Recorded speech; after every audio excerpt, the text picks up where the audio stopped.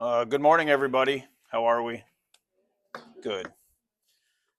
My name is Robert Mitchell, and I'm a library aide at Dilley ISD. And in my district, that means I run the high school library.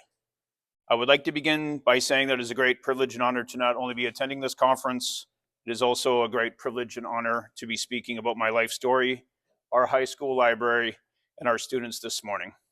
I am also thankful that you chose to spend part of your morning listening to me speak, so thank you. My journey to working in education, and more specifically in a library, is one that makes no sense and one that makes perfect sense. I've had many monikers throughout my life. First and foremost would be Canadian, then immigrant, then American. I was a high school dropout, a returning student, and then a graduate of the class of 2023. I'm also a writer, a red carpet interviewer, and an award-winning filmmaker. I am also, like all of you, a strong advocate for literacy, storytelling, diversity, and inclusion. This is my second year running a library. Journeys, of course, begin somewhere, and as I began to gather my thoughts about what I wanted to say today, I struggled with where to begin. I landed on the most logical starting point was my experience in high school. I was a below average student. I did not like sitting in a classroom while it was a beautiful sunny day out. I began working at the age of 13, a couple of nights after school every Saturday. By grade 11, I began skipping school. First a day here 1 week, then the next week I skipped a couple of days. By the second semester, I had all but stopped going to school. By my senior year, I had officially dropped out of school. However, within these couple of years, there were a couple of teachers that made a significant and lifelong impact on me. Those teachers are Mrs. Mills and Mr. Bridle. Mrs. Mills was my grade 9 English teacher. In that second semester of my freshman year, I was an avid skateboarder, and on one fateful afternoon, I did an ollie. This is where you pop the board. This picture's from many years later. I was an avid skateboarder, and on one fateful afternoon, I did an ollie. This is where you pop the board into the air using your back foot and slide your other foot along the board. My apologies if you already know this, and I'm skate-splaining this trick. In essence, you do this to elevate the board, and given enough speed, you are literally flying through the air. As I was saying, I did an ollie while hurtling full speed to a 3-foot drop to a parking lot below. This is called a transfer. Some would call this stupid. I flew through the air while maintaining the board under my feet. As I was landing the trick, my right foot did not land on the board. No, my right foot landed on the pavement first. As I was looking down, my foot landing on the pavement, my foot was at a 90-degree angle. The rest of my body caught up to my foot, and I hit the pavement hard. Not realizing the full extent of what I did to my body, I went to stand up. It was at this moment, when I put my right foot on the ground with my full weight, that every nerve in my body was on fire. This was way before the age of cell phones. Fortunately, this happened behind our house, and my mother heard my anguish yelling. She got the car, and we went to the emergency room at the hospital. 3 hours later, the x-rays confirmed that I had broken my leg, a thin black line from my kneecap into my ankle. The doctor told me it was a perfect break. If it had not been, he said they would have to re-break it, and they do not give you anything for that. Suffice to say, I was put in a cast, given crutches, and sent home. Once I got home, I put up a giant fight, and I did not want to go to school until the cast came off. I used the excuse that most of my classes were on the second floor of the school. I somehow won this fight and stayed home for 6 weeks. My friends went to my teachers and collected work for me, except for one teacher, my English teacher, Mrs. Mills. She, in her wisdom, probably knew I was not going to turn in much, if any, work. She lived near us, and every Wednesday she came to the house and worked with me. She brought books. Mrs. Mills introduced me to The Hobbit. We spent a lot of time talking about writing. She recognized and told me that I was an exceptional writer, and I could very well get work published if I continued to work and write. I am often asked what my earliest memories of reading are, though I do distinctly remember my grandmother and great-grandmother reading to me. Those memories are vague. It was Mrs. Mills I remember coming over to the house and having coffee with my grandmother, where my love of reading and writing began. This brings me to my other teacher, Mr. Bridle.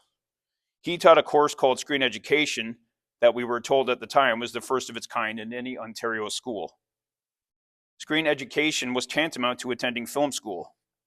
We watched films across multiple genres and wrote about them, looking at the structure, storytelling techniques, analyzing how and why directors would use certain shots or camera angles. Looking back, my favorite memories of high school are when the lights dimmed and Mr. Bridle would hit play on the VCR. We would watch a film over several days, and there was oftentimes a groan throughout the class when Mr. Bridle turned on the classroom lights and stopped in the middle of a movie. A part of the course is we went out into the wild and made our own movies. These projects were for grades. We could do almost anything except for using toy guns. A class the year prior did a bank robbing movie, and the police were called, and well, that was that. With my part-time job, I bought my own VHS camcorder, and I set up my own editing suite using 2 VCRs, 2 TVs, and a mixing board. I had no idea how to do this. This was way before YouTube and the advent of the tutorial video. I just figured out what I wanted to have happen and the end result I was looking for, and I used trial and error to set up the editing suite. My friends and I began making our own movies, much to the chagrin of the other screen education class, because Mr. Bridle let us show the movies, usually on a Monday, because we were so busy crafting cinematic mayhem every weekend. I somehow was able to take Mr. Bridle's class through grade 9, 10, and 11. He always said myself and my friend John Harvey were destined to make Hollywood movies. Living in a small Canadian town, it seemed as Mr. Bridle was a little crazy. He believed in our talent that much. By the time I was in grade 11 and I was skipping, and every once in a while I would actually go to school and run into Mr. Bridle in the hallway or show up to class, the amount of disappointment on his face at the time, I was of course a know-it-all teenager. As I got older, it hurt me how much I hurt him by not caring at all and throwing my talent away. Many years later, I randomly ran into Ed Bridle at the Toronto International Film Festival, where I was now working as a red carpet interviewer. He was with Mr. Iwashki, my high school drama teacher. We happened to be all seeing the same world premiere of a movie. We sat together, and after the credits rolled, we went to a coffee shop and discussed the movie, not as teacher and student. Now we were 2 adults, 2 film lovers. Mr. Bridle hated the movie. I liked it. So go figure. I was able to tell him the things I had been doing. He smiled a lot and was really happy. I am forever grateful for that chance meeting. I am also incredibly grateful to Mrs. Mills and Mr. Bridle for seeing my talents at a time in my life when I refused to put in the work to fully realize them. They were instrumental in instilling in me my love of reading and making movies. Now that I work in education, I think about them from time to time. My hope, since I am now working with students, is I am making up for being the stubborn student, and I use the word student in the most minimal way imaginable, the stubborn student I was with them.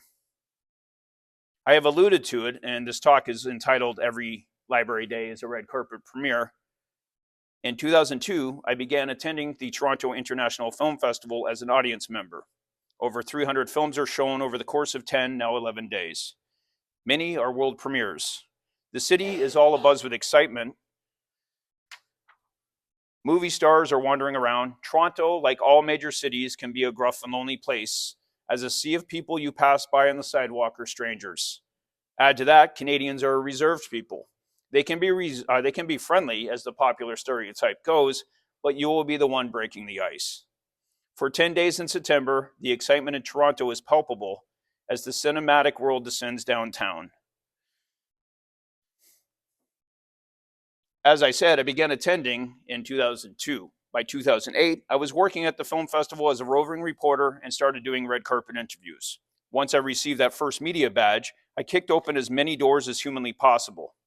I had colleagues phone me up that were a promoter for a band. Could I go interview the band? Yes. There was an art show opening. Could I interview the artist? Yes. Film festival? Yes. I rarely ever said no. Sleep be damned. Toronto is a crazy movie town. There are hundreds of film festivals every year. The opportunities are endless. My credit cards were not, but I'll get to that later. There is a near indescribable excitement to a world premiere at a film festival.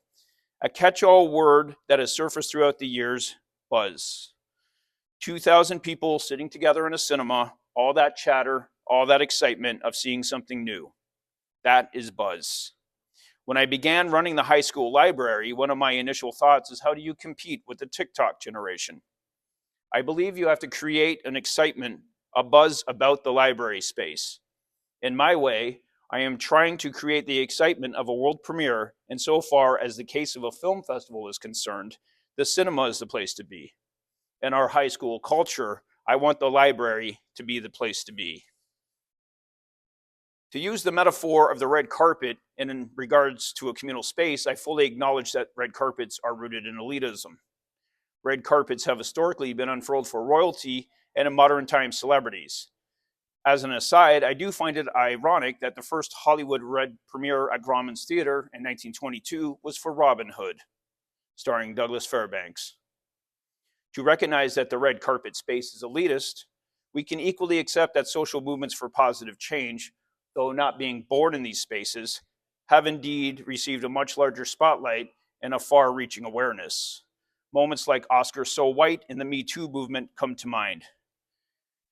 According to the National Literacy Institute, 21% of adults in the United States are illiterate.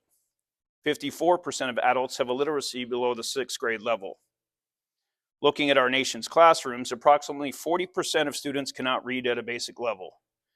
When I unfurl the red carpet to the Dilley High School library, it is to approach each school day as though it is a world premiere in order to capture some of that excitement and that exceptional energy of such an event and infuse that excitement towards the library space. Hopefully, that enthusiasm spills over to a love of discovering books and countless stories found within them. Rolling out the metaphorical red carpet and getting students to the library is the easy part. What to do once they are with me? With one of our English teachers, we started First Chapter Fridays. On these days, she brings her classes to the library where I read out loud to them. My hope as the year progresses is that the students start taking on more of the duties and reading out loud to one another. This was a contest that we ran with the local author, Andrew Autry. This just happened on Halloween, and they were encouraged to submit stories and do illustrations. And the top 3 entries are going to be the top 1 entry will be published in his new book, and then there'll be prizes for 2nd and 3rd place.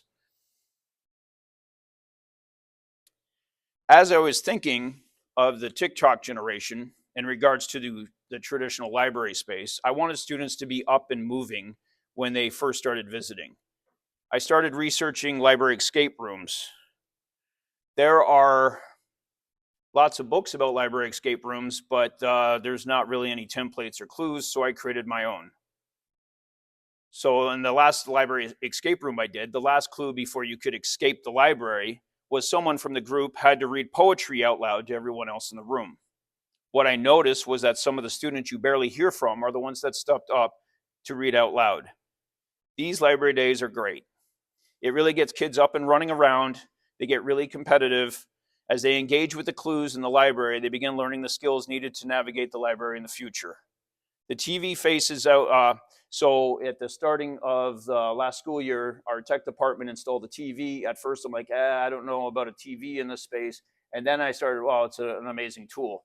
So as I began checking out books to students and they would return them, I would ask them if they would recommend it to other students. And if they said yes, and I'm like, would you like to write something about the book and what you liked about it for other students? And I would put it on the TV. And what I love about this is it really gives students ownership of their library. Another thing I use the TV for is art. I try to display as much art from around the world. I want our students to see as much art as humanly possible. Last school year, at the last week of school, when everything is just kind of wrapped up in that, I had a student that spent a lot of time with me in the library, and he was always drawing. So I put together an art show for him, and it was an actual art show gallery, and we had an opening. And he was autistic. And what I did is I had recipe cards, and everybody who visited, I encouraged them to write something to that student. And then we had about 50 responses to his artwork.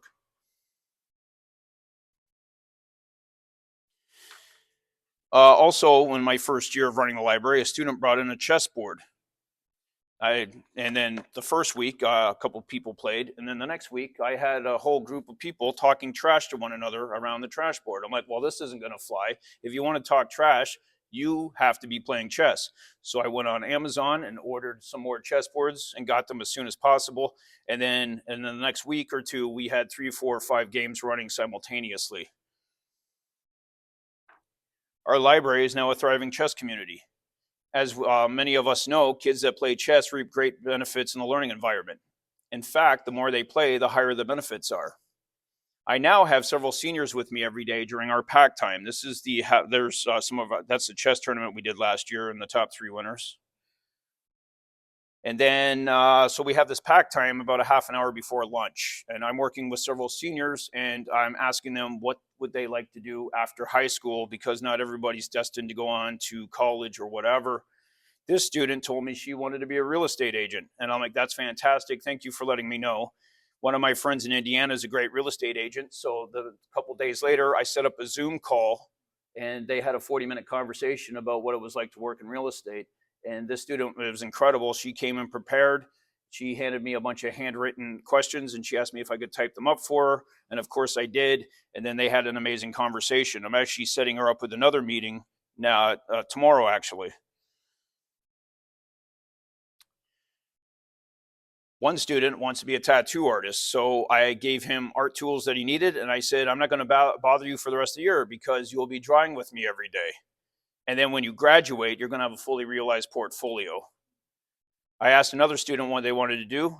Sorry, I jumped ahead. I would be remiss if I didn't mention having a thriving Dungeons and Dragons club. We were doing this after school almost every night, and now I try to do it, if possible, at least once a week. I love this club because it really gets kids reading and writing and developing their imaginations. It's a really fun way to conclude a school day.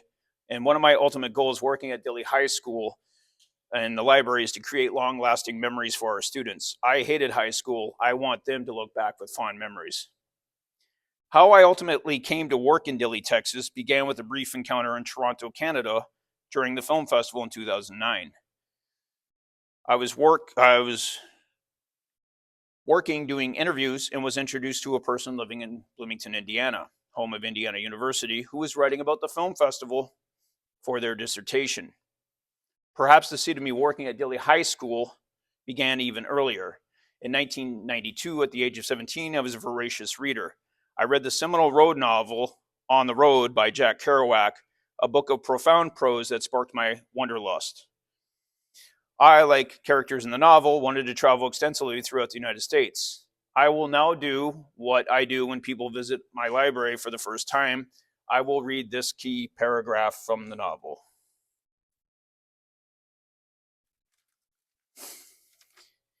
In the fall, I myself started back home from Mexico City, and one night just over Laredo border in Dilley, Texas, I was standing on the hot road underneath an arc lamp with a summer moss smashing into it, when I heard the sound of footsteps from the darkness beyond, and lo, a tall old man with flowing white hair, who definitely wasn't me when I was 17, it could be me now, with flowing white hair came clomping by with a pack on his back, and when he saw me as he passed, he said, "Go moan for man."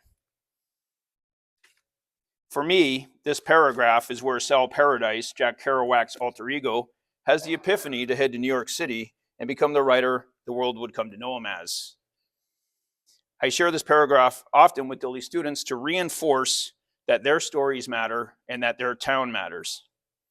As I said, in 2009, I had a brief encounter with a person working on their PhD. In 2011, I met this person a second time. To dispute what F. Scott Fitzgerald said, in American life, there are no second chances. We had a second chance. In all fairness to Mr. Fitzgerald, we were standing on Canadian soil. Over the 10 nights of the Toronto International Film Festival in 2011, we started talking, sitting together, and on the last night of the festival, we started dating. A year later, we were married.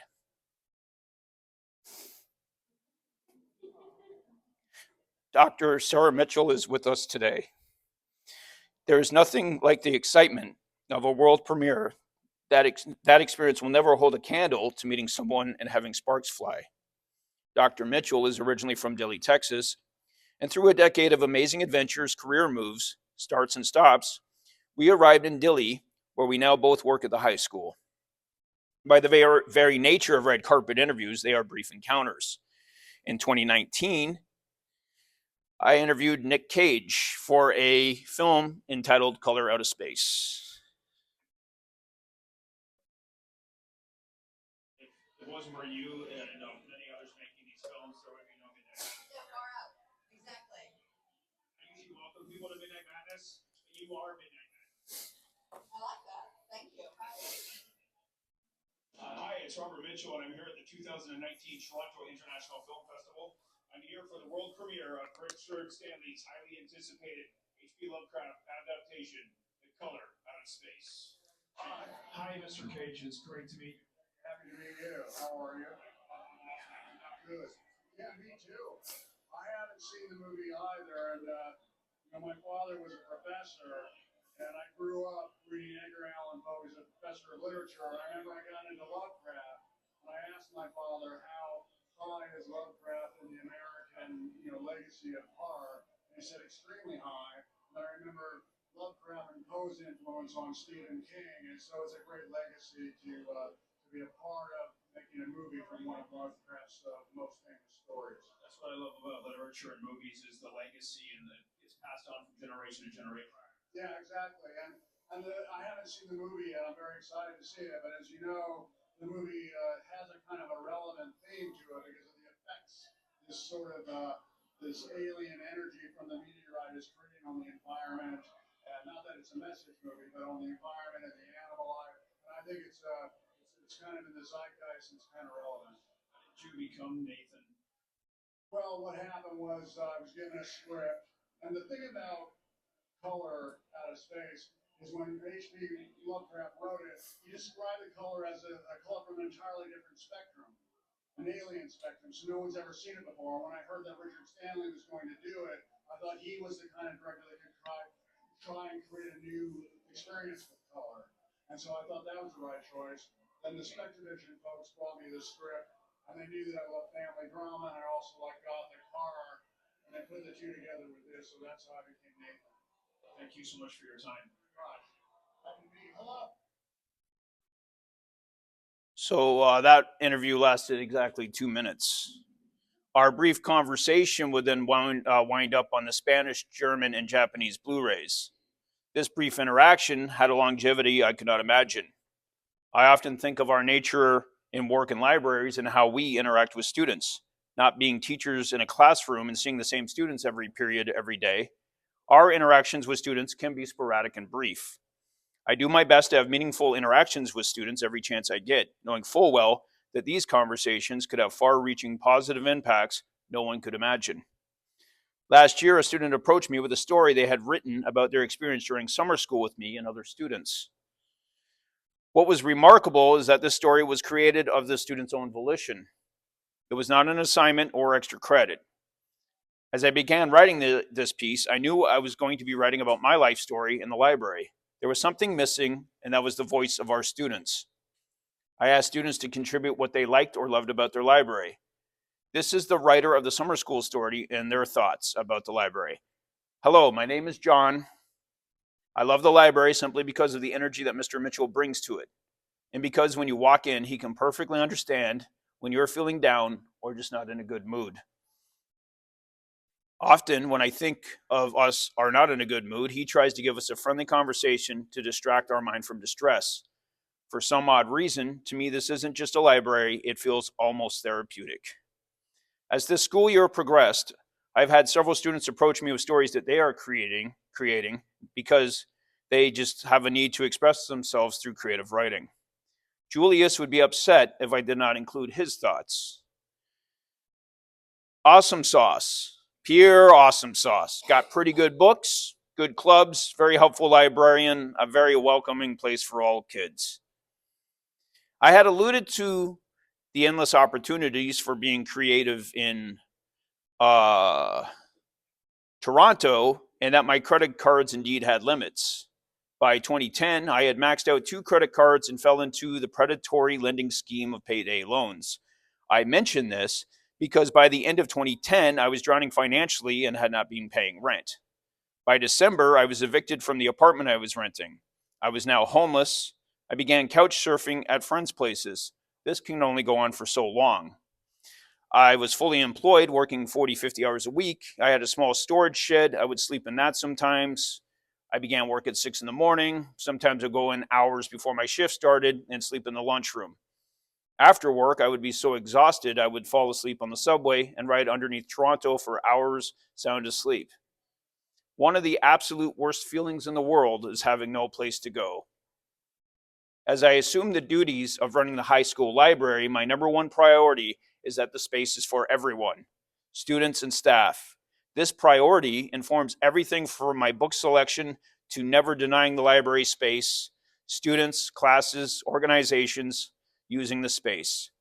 If I have 3 classes in that space, so be it. Jasmine has this to say: I love my library because it provides a safe space for us students to go and work. Juan adds this: I like my library. It makes me feel safe and calm. It is nice having someone who cares for us in the books.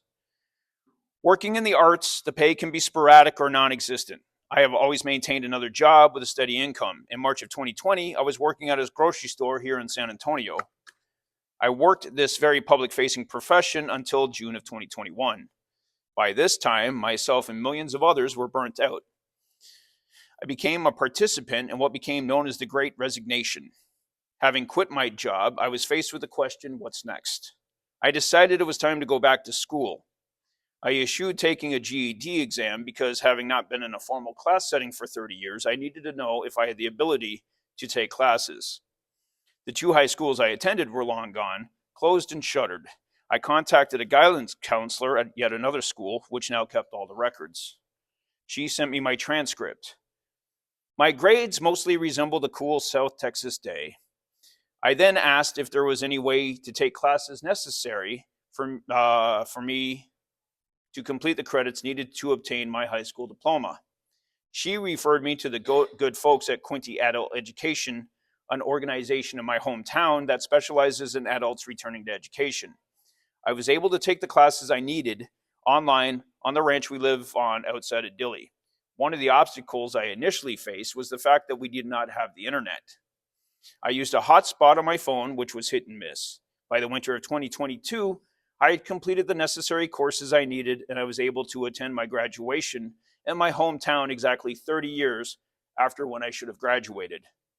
This also coincided with the North American premiere of a short film I made in Toronto, which had already won awards in Tokyo, Japan, and Munich, Germany. Throughout my time working at Dilley High School, I have had conversations with our students about my journey that led me to returning to school and obtaining my high school diploma, in the hopes that my experience encourages them to keep going to graduation.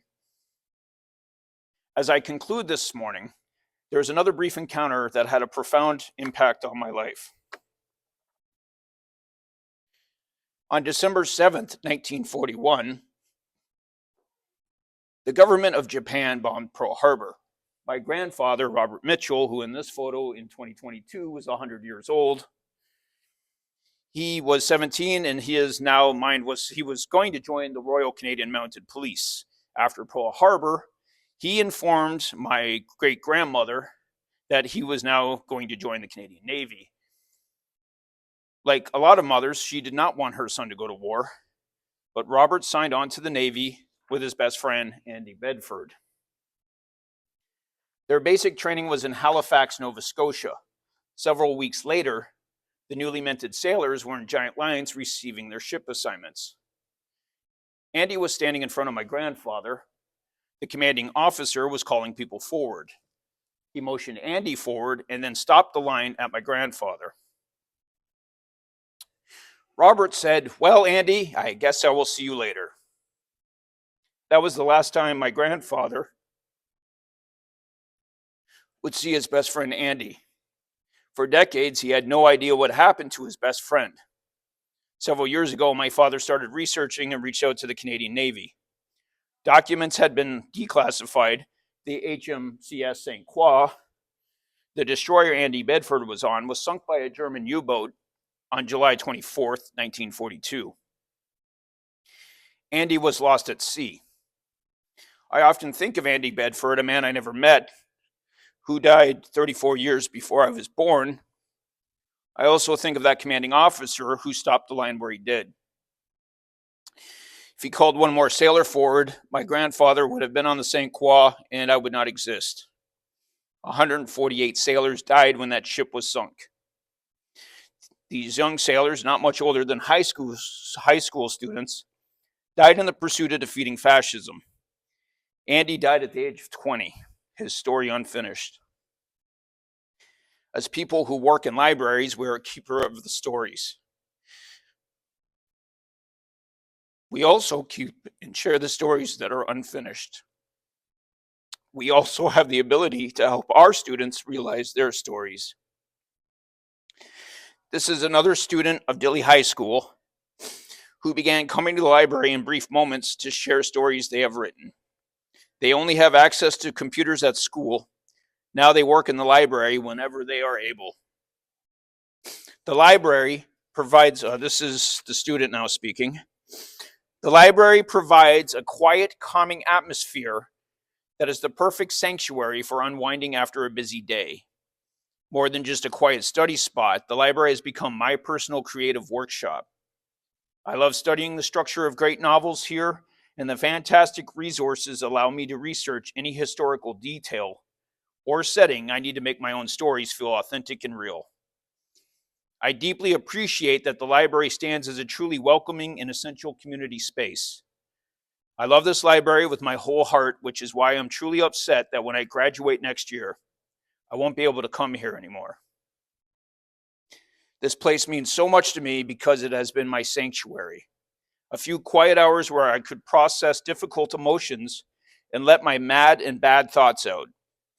The support that Mr. Mitchell has given me, the best librarian I've ever known, he not only manages the books, he offers me profound personal encouragement. He made sure I knew that while life would inevitably get hard, I have the strength to overcome it. His unwavering belief in my ability to keep writing has kept me going. I'm incredibly grateful for the many ways he helped with my stories, always reading them and offering feedback without being critical. He gave me the confidence I needed to pursue my craft, so thank you, Mr. Mitchell, for all your support and never giving up on me, Jacqueline Lopez.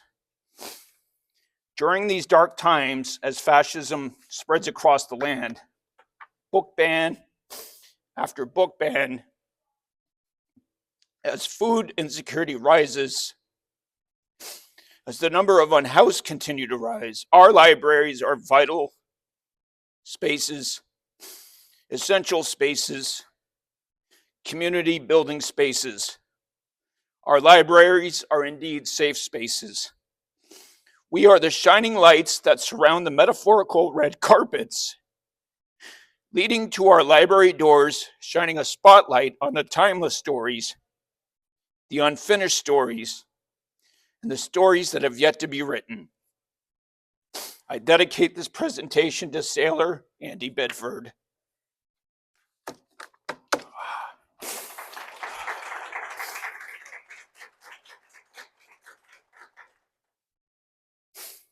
Well, I was going to try to get through that without being too emotional.